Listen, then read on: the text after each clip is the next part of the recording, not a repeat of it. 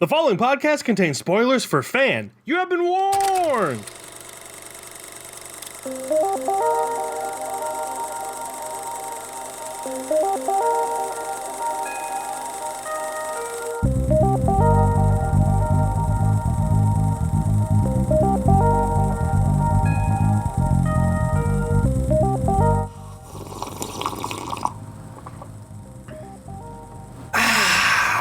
What's up, everybody, and welcome back to another episode of KFR News Radio. This is your host, Glen Button, along with your host, Miguel Magusto. Hello, Glenn. How are you? I came to the realization, Mike, that I might have to change the intro a little bit, because now that we're doing video, it's no longer really news radio, but it is at the same time because we're also on audio waveform podcasts. So it's true. I don't know what to do. Do I just stick with it? I bet you've been doing it long enough. Who cares? Get over it, folks. I don't care anymore. It. Yes. But how are you doing? I'm okay. I was just telling you that I somehow fucked up my Achilles heels, both of them. That's right. Oh, yeah. So that's great. I don't know how I did. Well, I kind of know how I did. I started playing basketball again. So I'm using muscles that I haven't used in like 10 years. But other than that is. I'm not too bad. Not too bad at all. Nice. Existing. I'm going to say the joke that I said off the recording. Is it a killing you? Woo! Yes. It hurts really bad. I had one of those fucking those therapy guns and just like beating my flesh. I was going to say meat, but that sounded... It's technically your meat, just not the meat that it's usually just like the little to. meat in my bones. Yes. Well, near my bones, I guess, wrapping around it. Fuck it. Anyway. Yeah, anyway. Mike, I saw some things. I'll have you saw know. some things. Tell me. I did. So last week I had told you about, I had started watching this short film collection. It's like a kind of like anime movies. The first one was called Magnetic Rose, which was really good. And it had me plopped. It had me ready to watch the other ones. I got through half of the second movie before I think we ended up doing the podcast. That one was called Stink Bomb. I finished it after the podcast. And cool concept, I'll say. But God, was it for the most part boring. The main character was annoying as shit. To do a quick little plot, basically this dude at his job, I guess he works like at an R&D, research and development. And he's like got this headache and he's trying to, get rid of it. And somebody's like, oh, there's some pills in the boss's office. You go check those out. Maybe it'll get rid of the headache. He pops them, and it was this brand new drug that wasn't meant for anybody to take. And the boss comes in freaking out. He's like, where'd this guy go? Where'd he go? Looking for him. And he went home and, shit goes awry. Basically, the name of the movie Stink Bomb is what he literally became. It's cool. Really, farting up a storm. He just became a very disastrous gas cloud, basically. Oh. Like he was still physical, but all around him was just anything that came near him basically either like just decayed and died. Really cool concept, but the main character was super annoying, and then it kind of got... Is this live action or animated? This was animated. Okay. All three movies were animated. Really, the animation itself is really good, but the main character was annoying, and the end was kind of campier than it needed to be. So that was that. The next one was Cannon Fodder. I guess after the last one, I hadn't been, the first one was really good. The second one's it was, decent, cool concept, but it wasn't good. And then this one, I kind of just lost interest, so I half watched this one. Yeah. It was good. The animation was different from the other two, for sure. It was unique in its own way, but it was like following this little boy, basically living in a country where they kind of praise war in a sense, and he's trying to, he wants to become like this, basically the Fuhrer. Like he wants to be just like the Fuhrer. Oh, that's not good. No. not specifically that Fuhrer, but yeah. Usually when someone's called the Fuhrer, it's not a good time. Yeah. That was decent, but I think the last one kind of washed me away from actually paying attention and caring. I'd have to give it a second glance if I cared enough. It wasn't that long, so I could do it. After that, we watched Teenage Mutant Ninja Turtles Mutant Mayhem. We've got our thoughts on that up on the YouTube-a-doo-baloo. And then we don't have a review for this one because we just watched it because we cared. Yeah. We watched The Meg 2. And you also watched The Meg 1. I meant to pull that up, but I guess I never rated it for some reason. I don't know. I just exist like that. But we watched The Meg 2, but before that, obviously, I watched The Meg 1 to catch up. The day before we actually went to see it. I really liked the first one, actually. It was pleasantly surprised. First one's fun. What I was telling you about, like, after we watched Meg 2, is that the second one, since we didn't have a review, the second one was kind of over the top. It kind of became like a Fast and Furious of that movie, The Meg. What I liked about the first one is, it had its campiness and all that, but it felt like scientists... They were like doing sciencey shit. Like it felt in a way like it was actually like real science in ways, but a little bit far fetched. But at the same time, it was grounded to an extent, and it felt like the scientists were trying to clean up their mess. But in this one, they literally just jumped the shark. Yeah, literally. They literally jumped the shark. I don't know. I wasn't a fan. I was kind of moving around a lot. When I move around in the seats, that's kind of a telltale sign that I didn't really enjoy the movie, or I'm not enjoying it. And then after that, I had started... I talked to you a few times about... I've been watching or listening to Michael Rosenbaum's podcast, Inside of You. And he, obviously, he was in the show Smallville, which him and his co-star... well, I guess this is... Michael Rosenbaum is this guy's co-star, technically, in the show. Tom Welling, who played Clark Kent, Superman, as we all know. They started a podcast a couple years back, I think, called Talkville, where they watch each episode and then they talk about those episodes and like any memories they had about it. It's a pretty cool concept, and they're both really enjoyable to listen to. And I grew up on that show because my dad's a big Superman dude. So it's nice to kind of rewatch those and then watch these guys talk about them and kind of just all the memories and all that. So that's been nice. And then after that, obviously, watched Fan. Mike. Yes. You got to tell me, brother. What did you get into? I watched 6 things, 4 of which were things that you watched. Very nice. Yes. So the first thing I watched, continuing my Ingmar Bergman collection, I watched a movie called The Touch. It's essentially about a married woman who starts an affair with an American man, and your favorite concepts. Yes, their relationship is problematic at best, and not just in the affair sense. There's very much emotional and physical abuse between them. Not that like that a movie like this shouldn't be made. It's just it's a story. I don't like romance in film really, so. And you don't like cheating, obviously. Yeah, yeah. Unless it's, I guess, kind of warranted in a way. If it would be on a reality TV show, I don't like it. Is pretty much where I'm at. And this was okay. Had good acting and everything. Which is what I would expect from an Ingmar Bergman movie, but it just wasn't my thing. It's fine. I think a lot of people like it. It's just not my thing. Then I watched The Meg to rewatch it because I didn't really remember it and had a lot of fun rewatching it. Then I watched Teenage Mutant Ninja Turtles Mutant Mayhem with you. We have a review for that up on the YouTube, so you can check out our thoughts there and see us just trying to see through fabric. And absolutely. And yes, that was a time that indeed did happen. And to clarify, we both didn't wear orange bandanas. Mine was red. Just throwing that out there. Did someone think they were both orange? Yeah, I guess looking back, it could have been color graded better. I'm terrible, so I can't talk at all at color grading. I mean, to me, they look red and orange. It's just like one is obviously darker. Like I'm also colorblind, so. Oh, okay, well there you go. I don't trust you. It wasn't from me originally. Yeah, to me, it is definitely like yes, it doesn't look super red, but with as low light as we had, You're not going to get much else. Either that is going to get more red and then we're going to look sunburnt.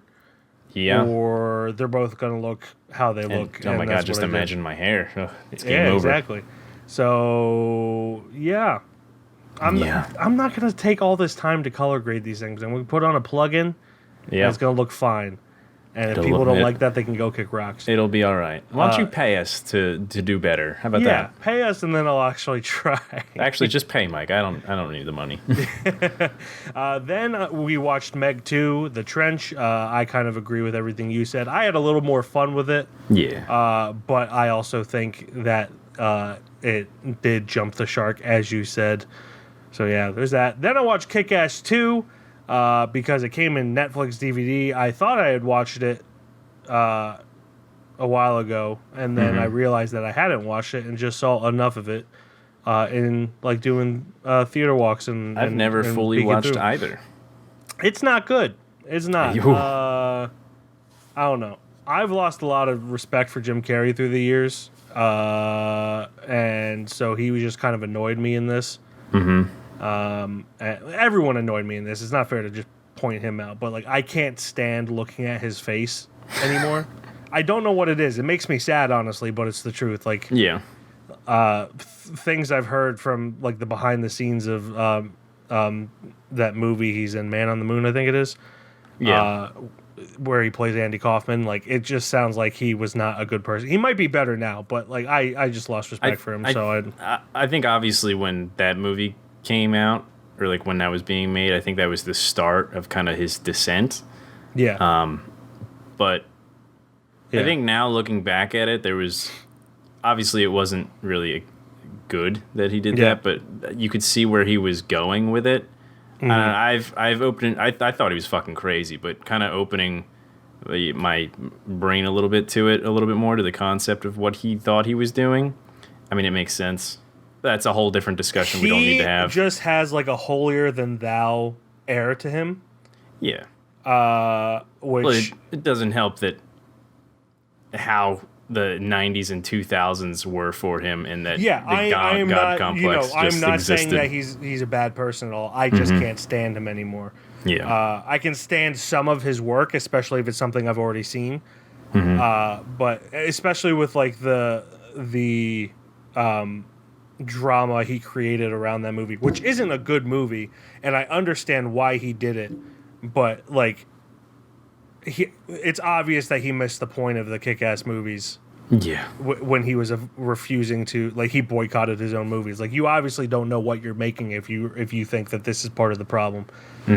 So yeah, I don't know.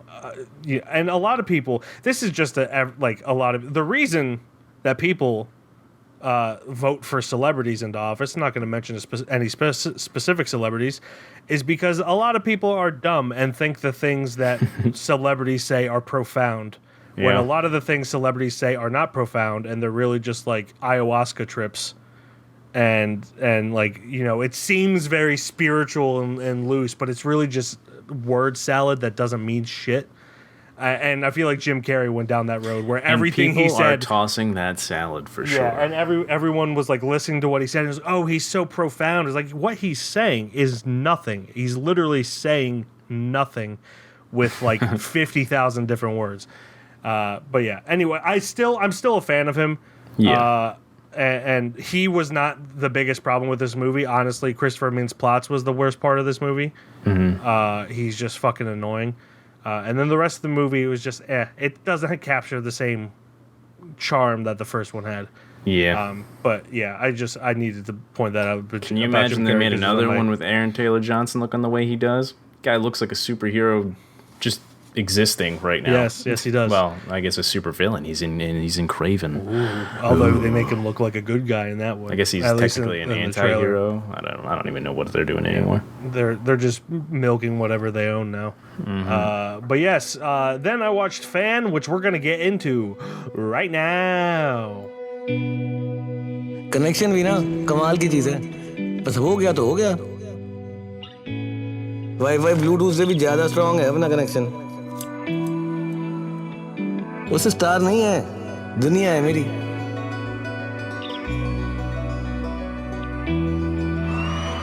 दूर से तो कच्चे वाले fans तालियां बजाते हैं। मैं तो गले लगा के दे के आऊंगा उसको ट्रॉफी। जब देखो आर्यन आर्यन आर्यन। लगता क्या है तू आर्यन खन्ना का fan.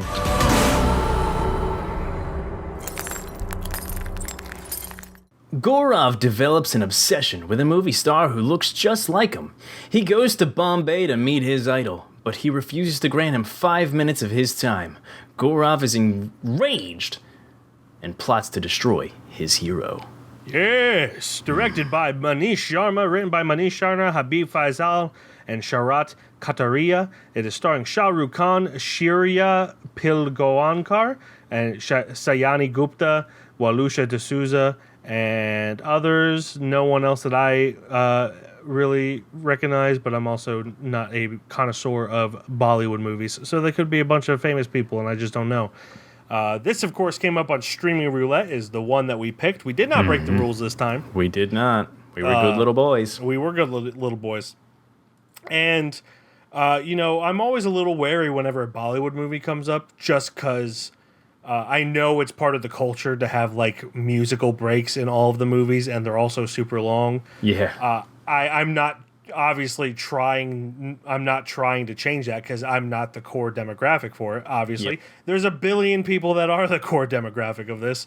I really get annoyed with as many musical breaks as they have. Mm-hmm. One or two really doesn't bother me. When there's one or two, it doesn't bother me. But when there's like one every 15, 20 minutes, that's when it gets annoying. But then this has none. Yeah, we've been getting super lucky with these picks. With like Hader and Stree only had a couple, but they kind of fit in what was going on. It molded together very well. Yeah, so I'm not a musical guy in the slightest. Well, my first experience with Bollywood movie was a movie called Chudarat Wadala, which is based on a true story. And then there's, of course, musical breaks in it. And to put this into perspective, take a movie like The Irishman and put musical breaks in it. Where it's about it just fits. It's about a very real violent episode in a country's history, and then they put musical moments in it. So like, and I like Shootout at Wadala. I legitimately do, except for the 30 minutes out of the 2.5 hours that is like them singing and dancing. Yeah.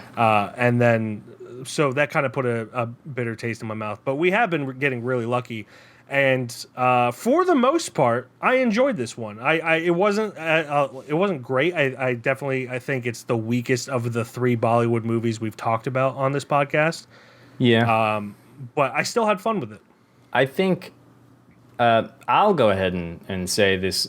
There's really no expectations, so it was on the floor for me. Yeah. As far as that went. Kind of exceeded him, not gonna lie about it. But it was mainly just Shah Rukh Khan who really exceeded it. Because, I mean, obviously, most of this movie's him. For a good portion, I didn't think he played both characters. Really? At first. Like, for a little bit. I'm like, is that the same? He's got the same chin line and everything. But, like, he doesn't look very fit like the actor version like of this character. And the nose is different. Like he's the Gaurav's got like my nose, and then obviously Shah Rukh Khan's nose is like the actual like actor's nose. Yeah. So like that was fucking with me. I'm like, how did they do this? Because it looks good. Like practical digital effects. Like they made it look good. Yeah, like it doesn't even look like the same. Well, it does obviously, but it looks like a nose job was seriously happening. Yeah. I think I read that they combined practical and computer-generated de-aging effects. Mm-hmm. With that being said, this is better than 99.999% of Hollywood de-aging. It really is. Because like there are moments where it looks a little uncanny valley, but they're few and far between, whereas like Hollywood movies are just that's the only thing people talk about is how terrible the de-aging is. Now, I'll say this, that I'm pretty sure I read in here that basically the VFX people were working their asses off on this movie for like a year and a half, night and day. Now, that fucking sucks. I'm sorry you guys had to do that. But your work paid the hell off because the VFX in this looked fantastic. Like, better than most stuff, period, that I've seen lately. Like, the de-aging, like you were just saying, holy hell. Yeah. Like, it looks great. Like, I straight up, I didn't realize for a little bit that it was the same person. And then I'm curious if they, like, de-aged his muscles. Like, they just, I don't know how they did that. Or if he just stopped working out and then shot at a different time, or what happened. I mean, they probably had, like, a body double for some shots. Yeah. Like they did with the first Captain America. Yeah, I mean, there are ways to make someone look thinner, which is probably why they worked overtime for years. But yeah, it is really impressive, the look that they create with it. I mean, just that alone, I would like to just see, like, you know, like a commentary for like half an hour just on like them talking about the process and like which ones were practical, which ones were digital, what they do, certain things like that. It would be really cool to get into the depth of that, because that was really cool. Yeah, in my opinion. Yeah, this movie really kind of had me wondering, like, with fans. I always thought it was weird. Like, you know me, I'm a fan of a lot of people. Yeah, but not to this extent. I will never understand why anyone is a fan to this extent. Yep. And I'm not just saying like the illegal stuff that he does. I'm saying like the waiting outside their house to wish them a happy birthday. That's beyond me. It is beyond me. And I'm sure that you don't have someone that you would do that for. But if you did, who would it be? Who are you the biggest fan of? Or this is the funniest fucking story. So there's I don't give a fuck about any celebrities. I want that to be stated and clear on that. Like, if I had met them like in person, I'd be like, oh, I'm in the same room as them. That's I'm not gonna go and interrupt their day or anything like that. Yeah. But I've never come close. We almost met Kevin Smith. If we probably stayed longer and all that. But really, there's not too many other celebrities that I've gotten that close to. There is one, however, and I have a story that I'm not going to go too long on, but this just literally happened this weekend. Oh. I'm fucking mad about it because I've missed this person 3 times in my life. Shyamalan? Yes. You son of a bitch. I've missed this person 3 times in my life. So I'm not going to state where I worked or anything like that, or just to clarify that I'm not trying to give away any positions of this guy's life. At one point, I think I handled one of his packages. Make that weird if you want to, but it was during the time that he was making Split. So like I'm sitting there and his name is on the package, and I'm sitting there, I'm holding. To be clear, he worked for UPS, right? Yes. Yeah, he worked for UPS, so it happenstance. It's not like he searched for this package. It's not, but like I'm sitting there, I'm like, I could be holding the fucking script for Split right now. I doubt it, but I could be holding the script for Split right now, and I'm losing my shit.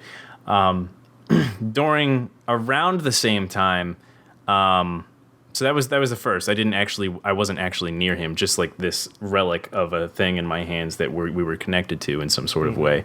And then usually, Mike, you know this, we have me and my friends have either wing night or burger night. We kind of switch it up from time to time. Years ago, this is like 2016, I think. We were going to the Poorhouse in Exton a lot. And like this was during peak times. Mike knows how fucking aggravating that was. I always had to be in bed by like 7 so I can go in at midnight. I think you fell asleep through 3 of our movies that we were reviewing. Very rough times. Yeah, in a row. But I think this is the one time I didn't actually go to burger night. I get a call from my guys, and they're like, dude, where are you at right now? I'm like, I'm at home. You guys know I gotta fall asleep. You'll never believe who is here right now. And I just assumed it was like another mutual person. I'm like, I don't know, this chick or this guy. They're like, no, it's M Night. I'm like, Dude, no! Fuck! So that was so long ago. That was 6-7 years ago now. Yeah. And this weekend, I think it was either Friday. I think it was Friday, but either Friday or Saturday. I just clocked out, and like I'm home. I'm showered. I'm everything. And 2 hours later, we get a message in our little group chat saying, "You'll never believe who's at the theater right now, M. Night Shyamalan." I'm like, dude, this guy is fucking everywhere around me, and I can't meet him. I worked for that theater for 12 years, and he never once. Dick Vermeil, Cole Hamels, Ryan Howard, David Morse, Jason Worth, Shane Victorino, Raul Ibanez. They all came in. Everybody comes into those theaters. Dev Patel came in. We are never on the clock when they roll in. It's so annoying. No, I was there when all like the athletes came in. I don't care. I wasn't. all the movie people that have come into the theaters when I worked there, I was not there, but like all the Philly sports legends, which was still pretty cool. The only time I ran into someone was David Morse, who, for those of you who don't know, is in The Green Mile. I forget his character's name. He's the big guard that's like Tom Hanks' best friend in The Green Mile. Yeah. Let's see, what's his name? Brutal. Brutus Howell.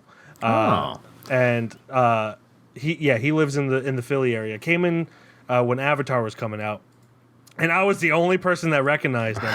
And he seemed a little taken aback that I recognized him. And I was like, The Green Mile is one of my favorite movies.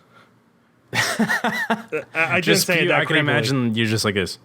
Green Mile's one of my favorite movies. Green Mile's one of my favorite. And he was very kind, even though I was very awkward. Yeah. Like with all the Philly sports legends, I have treated them like normal people. I've not had any problem with. But David Morse, who most people go, who? I was just like, David Morse.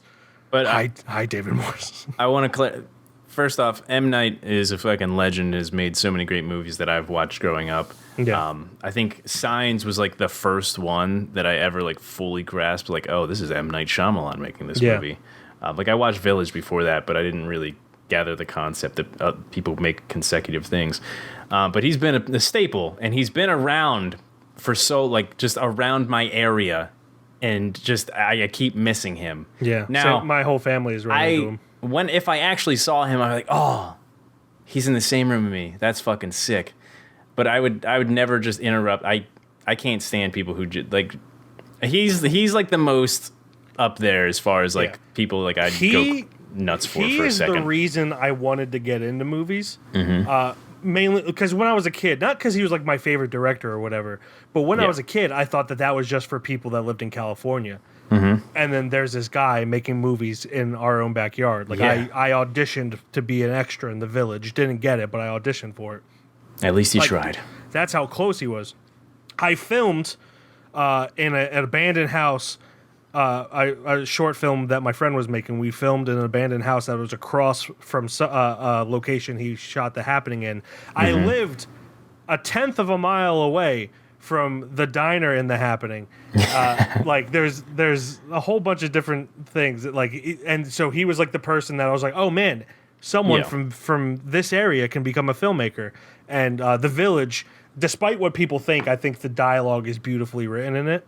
I personally love The Village, but I understand why people don't. I like The Village too. I think it was massively mismarketed. But that is the film that I remember sitting watching it and being like, this is really well written. I think I want to write movies. and that's like how it started. And then like I fell in love with making movies. So it was like I have so much to thank. So I have a soft spot in my heart for M. Night because of that. And admittedly a little easy on him, but that's all right. We're saying we're not massive fans of anyone, and we're talking about M. Night Shyamalan for 7 minutes. Well, I mean, he's just the most. He'd be the one if like I'm sure if I saw somebody like Chris Evans or if I dear God Mats Mikkelsen or Michael Fassbender or anybody like that, I'm sure I'd be like, oh shit, that's my man. But. Or Chris Tucker, because I just basically did that voice. For me, I think it's just the Coen brothers and no one else really. Yeah. Maybe people from Coen brothers movies. I'm just happy to be in the same room with the person Yeah, But I would I'm the same never, way. I would never interrupt somebody's day and be like, "Hey, can I get a photo or get an autograph?" I don't need any use for anything like that. Yeah. Just I being honestly in felt the bad- moment is the best part. I felt bad saying anything to David Morse, and that was just like Yeah. like I was helping him already, so I was just like, "Hey, Yeah. I really liked it," but like I felt a little bad afterwards.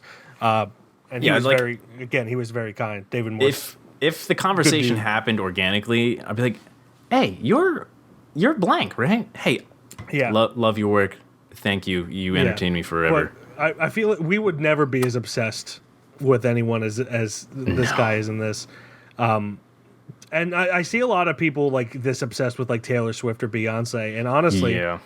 probably gonna just- get some flack for saying it seems like a mental illness if you ask me. I mean, Like- basically, I just saw like a little video of like this 85-year-old man who's absolutely head over heels for Dua Lipa. I mean, she's an attractive woman, very talented as well. Yeah, But, dude, come on. yeah, First off, I don't know how far you're getting there, brother, but there's better things you could be doing, I guarantee it. You know how much they could be doing with all that effort and everything to just put it to something else? the time he took to put all those pictures on the wall in his bedroom, Yeah. he could have done something good. He could have cured cancer with that time. A lot of it to me is, oh wow, I'm actually the IMDb page is showing like the kind of special effects stuff, and I'm falling in love with it right now. That's crazy. Anyway, sorry. Yeah, I feel like the time they take into doing all the shit that they are doing, fanning over this one person, I feel like to me it would be more inspirational to try to get to meet that person organically and becoming famous in your own right, to where, and a lot of this at towards the end of the movie is what God, what was the actual The main character, the actor's name, the actor character is Aryan. Aryan, that or was Aryan. it. Aryan. Aryan's character actually ends up saying to him eventually, he's like, dude, Be Gaurav. just be you, man. Yeah. Like, let me be me and you be you.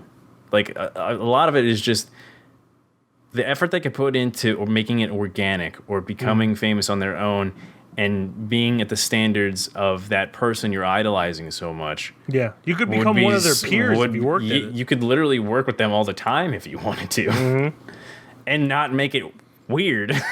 Yeah, But Yeah. you know, I mean, I don't have that mindset that they do. So they have, you know, it's something else. yeah. One thing I really love about Bollywood movies I've seen, with the exception of Hot Air, because that's a little more serious, is that they have a really good sense of humor.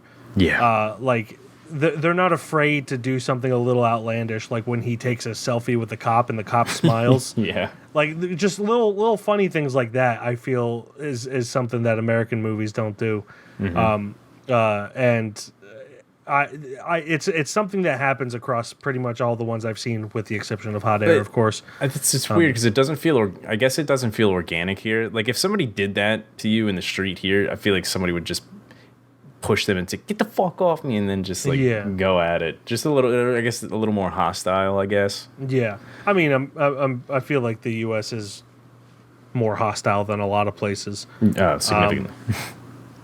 And when they're not hostile, they're really being rude but seeming nice, like they do in the South.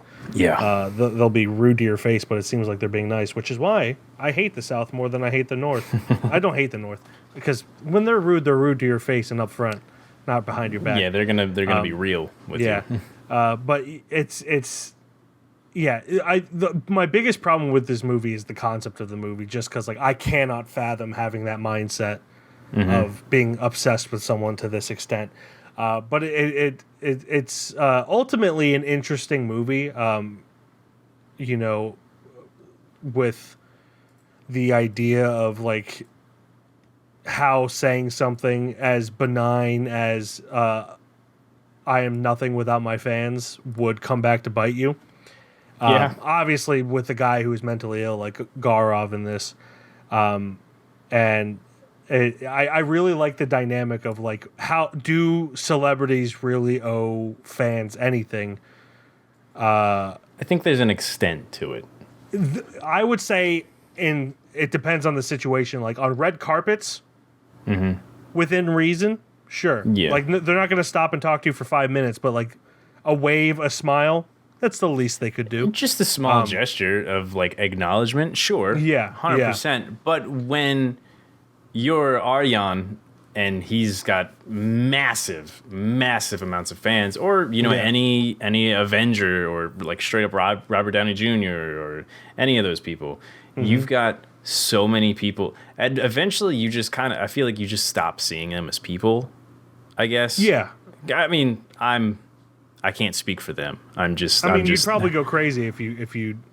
I mean, you probably still see them as people, but just to the extent that you see a bunch of people when you're traveling public transit. Like, there's a lot of people who genuinely go out of their way to be Post Malone, Keanu, like just plenty. There's definitely way more people than that, but they're like the first two to come to mind on like just genuinely just being there, just being there and being in the moment for like anybody, a fan, anything like that. I feel like me personally, I'm the opposite of you. I did enjoy the concept.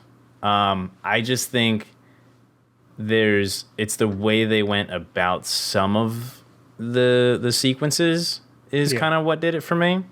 My biggest problem, if I can interject, is when he starts getting his revenge, and everyone, like, it's something that would be so easily proven that it wasn't Aryan's character. Yeah. That, like, to me, it wouldn't even be like an issue. It'd be like, hey, this isn't me. Yeah. Like, and eventually, here's secure, especially in London. London is like the most CCTV'd security camera, city in the world. I believe I heard that somewhere. I don't know how true that is. Yeah. So like all they have to do is like, hey, this is me at 11:10 a.m. 10 miles away from where it happened, and this is also what you claim to be me leaving that scene at this time. Like, eventually at the time of it, he's by himself. He's able to prove that. I think a big thing though is like, let's give an example here. Like here in America, at least, a lot of it has become guilty until proven innocent, and not the other way which around. It shouldn't be. Yeah. So I think a lot of it stems from that. That also probably a little racism on the London cops' fault? Yeah, just a little bit for sure. Just because of how aggressive he was about it. Yeah, like you think he'd be American? Well, even then, like if someone is more or less complying, which he was until he was complying, but in a sassy way, admittedly a sassy way. But like he comes in right away before he even knows what's going on. He's like, "That's a warrant for your arrest, you cunt." Comes hey, fucking in hell. England, they say that all the time in England, I'm told. It's fackin'. Yeah, feckin'. But yeah, generally he does come off a little bit sassy in the beginning there, but because he kind of matched what the other guy was doing. Yeah, he just matched him. And then it kind of just stems after, like, it kind of trickles down to like where they're like, oh man, these stars think they like owe us everything, or like we owe them everything, or something like that. And like everybody he runs into with higher authority is just like, these stars, who the fuck do they think they are? Which, I mean, it happens in real life too. Even though he was complying and they were telling him to do his own investigating and all that. Yeah, like that's their job. Why does he have to do it? Yeah, you do it. And then like, so he's like, fine, I'll fucking do it. And then like they got bitchy at him because he was doing their job, basically. Yeah. He did what they asked him to, and then they got mad about it. But I mean, it's all, specifically to have the movie go forward without that leap of, just a suspension of disbelief. There is within the really movie, it makes sense for sure. It's just it's I don't know. It's just a little annoying to me. I like it to be masked a little bit more, and maybe it's just because I know there's so many security cameras in London. Yeah, that that's why I have a hard time thinking that. Like if it was like any other city where maybe they have one every 4 blocks or whatever, that's one thing. But with London, they have them everywhere. Yeah. And to the point where there's movies made about the people that watch them. Well, that's technically Scotland, but it's the entire country of United Kingdom. The Kingdom of United Kingdom. And Scotland's a different country. There's 4 countries in that country. Man, I'm sorry. The IMDb, it's showing the whole process of everything I was talking about earlier of wanting to see. They're showing basically everything that I wanted to see. The process. Is that one of the videos? It's just showing, yeah. Nice. The process is really cool. Like they're going into detail on everything. Grade A on special effects and practical. They did such a good job. Yeah. And the actor, Shah Rukh Khan, he did so good at portraying basically both air quotes himself and a hyper is that even the word, hyper realistic version of himself? Yeah. And playing kind of the Nathan Drake of just clumsy ass characters who are so lucky and are getting just escaping things. Like his luck is at 20 every single time. Yeah. Just playing a clumsy kind of fan goofball and playing a version of himself. He did so great at both characters. And I just genuinely enjoyed whenever they either interacted with each other or, with himself. They were electric scenes. They were great scenes every time that they would talk to each other. They were great. It was just a lot of the down parts for me are kind of just when he's trying to do the whole sabotaging thing for Shah Rukh Khan's character. I keep forgetting his name. Aryan. Sorry. Aryan. Trying to sabotage Aryan's career. That's kind of the downtime, but when it gets kind of on track of like them being close to each other or like in the immediate vicinity, it picks back up a bit. I genuinely like this movie more than I thought I would.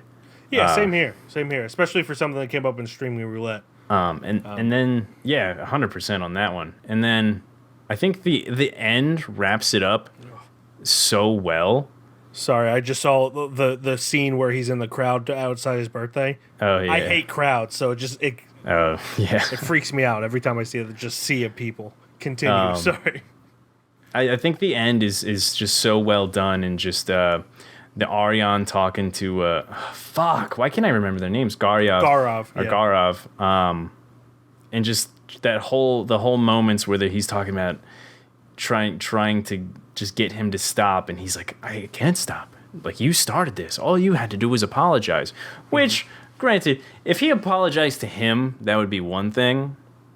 But he wants a public apology and everything like that. Yeah. And he wants him to do it in public. Well, he wants to be synonymous with Aryan for the rest of his life, which he gets in the end. Yeah, he ends up getting, for sure. Because he kills himself in front of Aryan. Mm-hmm.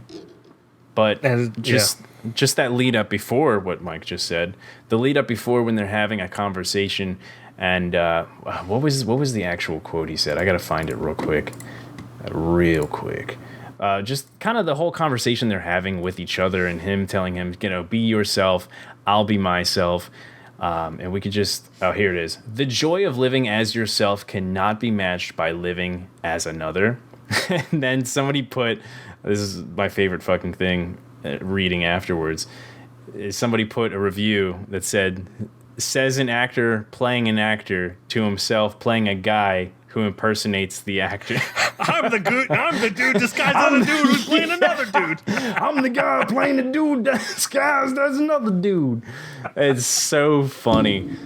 Oh my god! But it's like that's hilarious as far as that like little review went. But it's also like, dude, just just do your own thing. Stop. Yeah. Get off of me. It's definitely someone who is unhappy with how their own life is. Although they didn't really show that, which is kind of one of the bigger issues. Yeah. Like he seems perfectly happy in his life. Even though They did de-age his muscles a little bit. yeah, Just a little bit. It looks like he did drop the weight. yeah. Have you seen Shah Rukh Khan in anything else? He's obviously one of the biggest. I've known the name. I don't think I've seen him in anything. Yeah, he's definitely a name that kind of has come across to us. I saw him, one of his movies. I feel like I've probably seen him in a couple things, but one of his movies, I believe it's called The Bravehearted Will Get the Bride or something like that.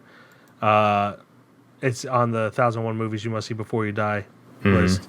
The Hindi title, I want to say, is Diwali Dulhania Le I'm looking at that one right now, actually. Yeah, that one was pretty good. It's a romance, so that's very rare that romances are more than just 3 out of 5 stars for me.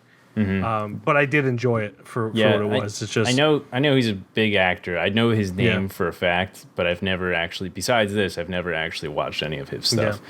There's only, I think, a handful of Bollywoods that I've actually seen, and basically, at least 4 out of 5 are with you. yeah. I mean, same. I think I've seen like 3 without you, and then the rest have been with you.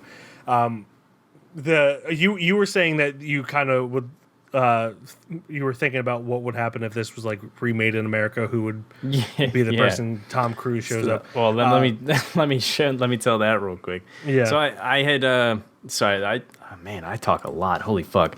I was telling when I was watching the beginning of this movie, I'm like, man, I wonder how this movie would go. Like if this was made, kind of today, but more American. I'm like, who would it be? Who would it be that I would want to see in this version? And I'm like, the biggest star, kind of technically in America is basically Tom Cruise. And also internationally. Yeah, everybody knows the big thing Tom about Cruise. this was that probably the most unbelievable part is that as many people in London recognized him as they did in India.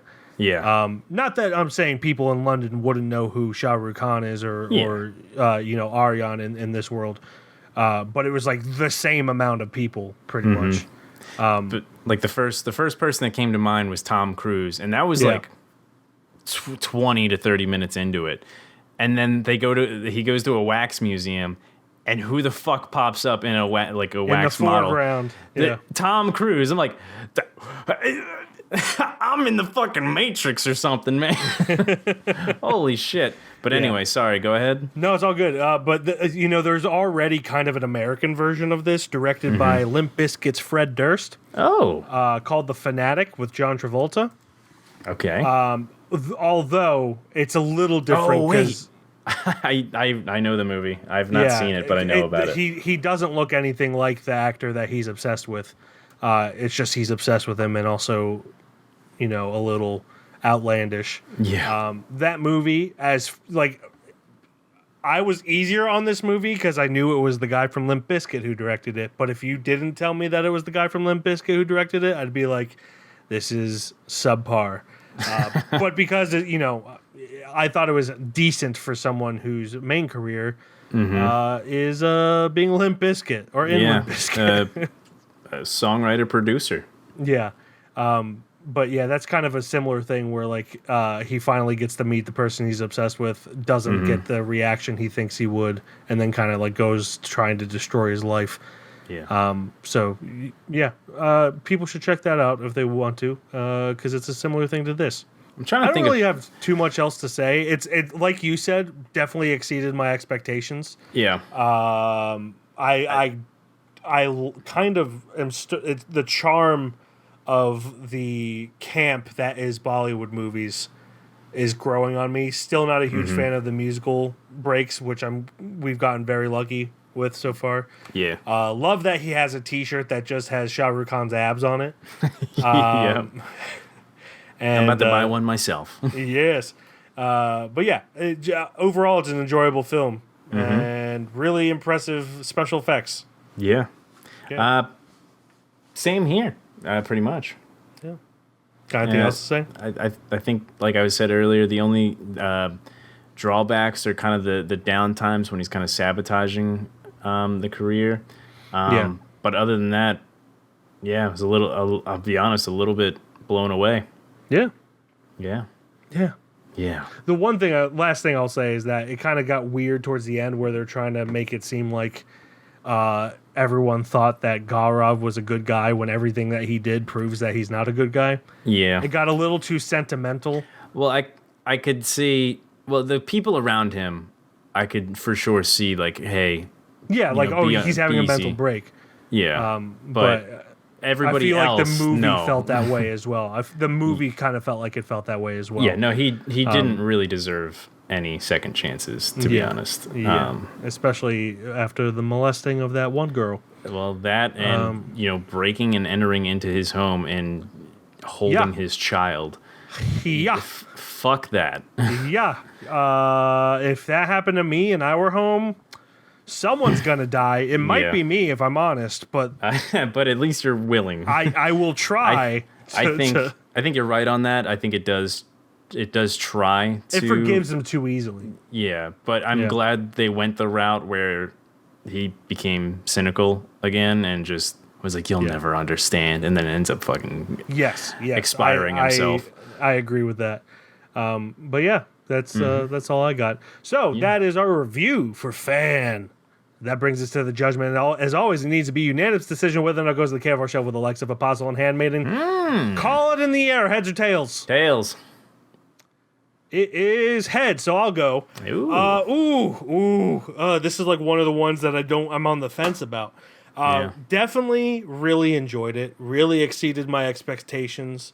I have a significant amount of problems with it, but it's not as much as I thought it would be. The makeup and special effects is really. I love seeing the BTS right now because they de-aged his body. So even when he's wearing a shirt, like he's got like naturally he's got kind of broader shoulders. Yeah. And the camera's behind him.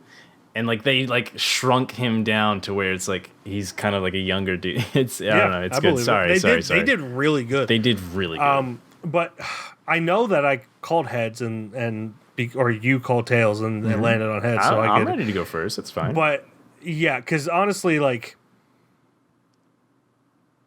I don't know. I'm not ready to possibly influence what you have to say. No, my mind's honestly it's made up. So if anything, I'll be influencing you. Okay. So I think, like I said, I think this movie kind of blew me away. There is its drawbacks, which honestly, in my opinion, don't hold it back enough because of everything else about it. The chemistry that he had with himself and how well he played other actors, the video and practical effects were phenomenal. I'm literally, that's the most mind-blowing thing. You literally heard me take breaks and be like, holy shit, look at this BTS, goddamn. Yeah. I think it works really well in its subject matter. It seals it at the end very nicely too without painting him as a good guy. It could have, but it didn't. Like it was like, and then it got the cookie or hand out of the cookie jar. Be like, no, fuck that guy.